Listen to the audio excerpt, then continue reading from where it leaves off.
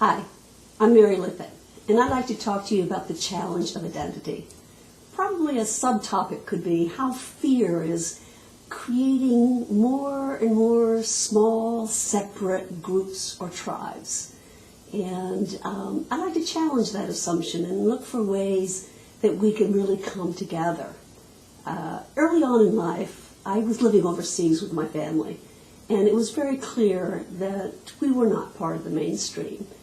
And that wasn't going to be a problem, I didn't think, until I realized there was a lot of anti-American sentiment. I had to dodge tomatoes. People were spitting at me. My car was vandalized.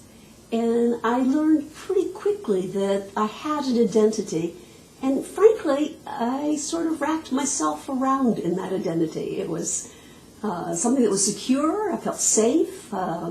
And in addition, there was obviously a pride. And I learned early that identities can be quite comfortable. I saw all the advantages, and it wasn't until later in life that I really recognized the disadvantages. Let me just talk to you about what I mean by different identities.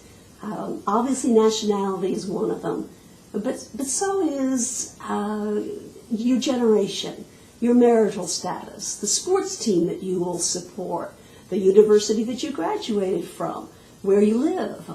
Being from Florida, you can identify with another tourist overseas and just feel a connectedness because you're both living in Florida. The number of ways we can identify is just absolutely increasing, and our technology is accelerating that because we could find a TV channel that just specifically targets our interest. What I would like to talk about are the ways that we need to work together.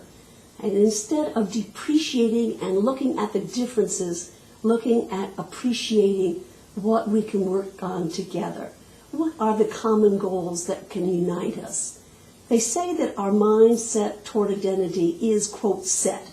But in reality, it isn't. It's flexible. And we've seen the power of working together, whether it is tsunamis, whether it's earthquakes, or whether it's an airline that disappeared near Australia. We have proof that we can work together.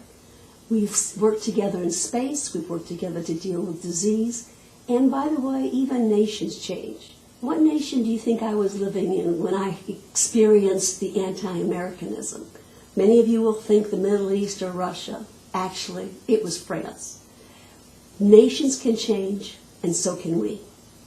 Thank you very much.